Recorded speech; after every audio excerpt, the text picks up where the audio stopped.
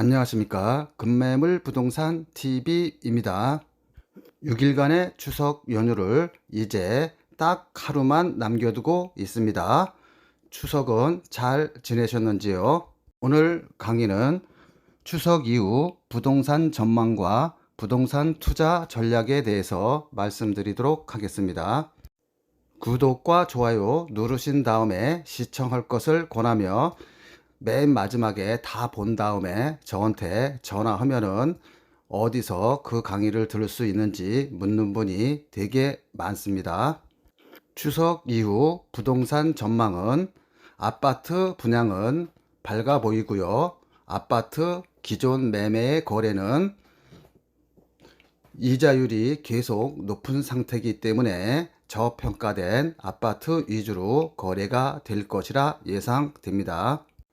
철근과 시멘트 가격 인상으로 건축비가 나날이 천장부지로 올라가는 관계로 아파트 분양가도 이제는 자기 땅에 아파트 33평을 지어도 대략 3억 이하로는 짓기가 힘듭니다. 따라서 앞으로도 아파트 분양가가 자재값 등으로 떨어지지 않을 거기 때문에 계속 아파트 분양가는 오르리라 예상됩니다. 지금 현재도 광명시나 수원, 안양 이런 데서도 33평 아파트 분양가가 11억에서 13억까지 하는데도 하나씩 전부 다 완판이 되어 가고 있어요. 투자가 입장에서는 요새 분양이 완판이 된다고 해서 개미떼나 벌떼같이 남들과 같이 휩쓸려 가지고 분양을 받으면 안 되겠죠. 투자가 입장에서는 분양을 받으려고 하면은 그 주변에 저평가된 10년 이내의 아파트들이 얼마나 하나 잘 분석해 가지고 분양을 받으면 되겠습니다. 저 같으면은 광명시나 안양, 수원에서 12억, 13억 주고 아파트 30평대를 분양받느니 예를 들어서 강남 4구 중에서 강동구는 비교적 저평가되어 있어요. 이런 것들도 역시 마찬가지로 12억이면은 기존의 아파트들을 살 수가 있습니다. 여러분들이 분양에만 몰두하지 마시고 좀 저평가된 지역을 한번 쭉 스크리닝 한 다음에 분양을 받아도 늦지 않습니다. 금매물 부동산 TV는 서울 경기권에서 아파트나 도시형 생활주택, 오피스텔 이런 것들을 약 2, 300채 이상 매매를 해봤기에 여러분들이 어디에 아파트를 살지 모르시면 약간의 요금만 내시고 저평가된 아파트들을 추천받는 것도 좋은 생각이라 생각합니다. 아파트 분양 시장의 전망은 좋고요. 기존 아파트도 10년 차 이내인 것들은 분양가보다 훨씬 아래로 저평가된 아파트들이 있으니 여러분들은 그 저평가된 아파트를 찾아서 거래하시면 될 것 같습니다.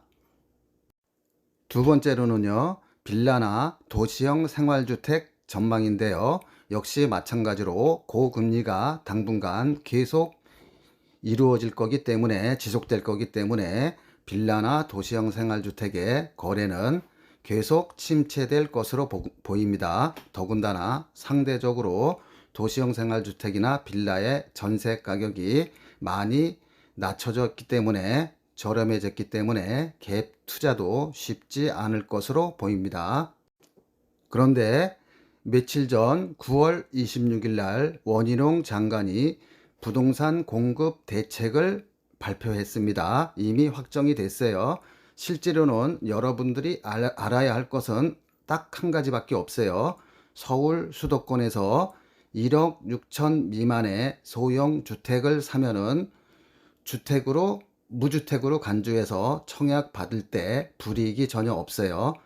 빌라나 도시형 생활주택 시장은 이 공시가격 1억 6천 미만의 빌라나 도시형 생활주택은 거래가 활발할 것으로 예상됩니다.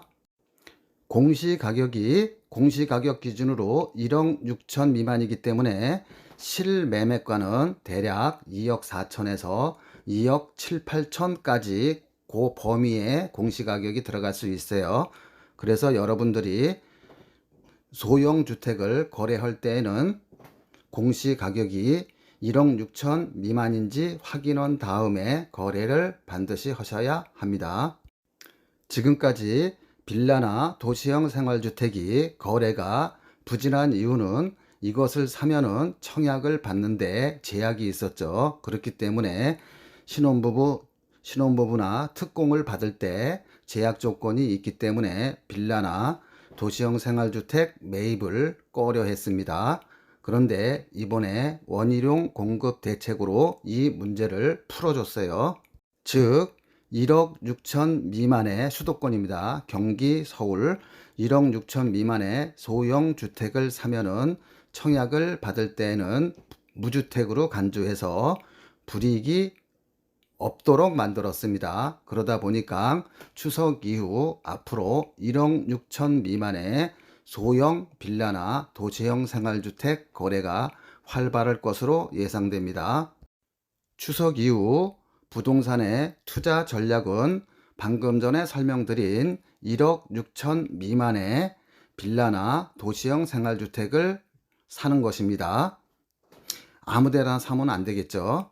사는 투자 전략의 최고 좋은 조건은 재개발이 진행되고 있거나 예정되어 있는 지역에 1억 6천 미만의 소형 주택을 사면은 한 손으로는 청약을 하고 다른 한 손으로는 재개발 예정지에 빌라가 재개발로 변신을 하면 아파트로 변하겠죠. 이런 투자 전략, 즉 양손에 칼을 들고서 무기를 들고서 투자를 하면은 한 손에만 의지해서 하는 사람보다 훨씬 낫겠죠.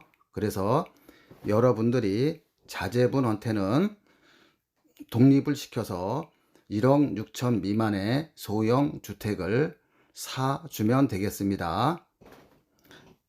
두 번째로는요, 앞으로 전철역에서 500m 이내에 인센티브를 많이 주기 때문에 혹시라도 소형주택이 500m 안에 1억 6천 미만의 것들이 있으면은 이것도 역시 투자 대상에 들어갈 수 있습니다. 왜냐하면 역세권에 빌라나 이런 것들을 사놓으면은 이제는 개발할 데가 별로 없어요. 그렇기 때문에 역세권에 빌라들을 허물고 아파트로 신축할 확률이 크기 때문에 500m 범위 내에 도시형 생활주택이나 빌라 등을 투자하는 것도 괜찮다고 봅니다.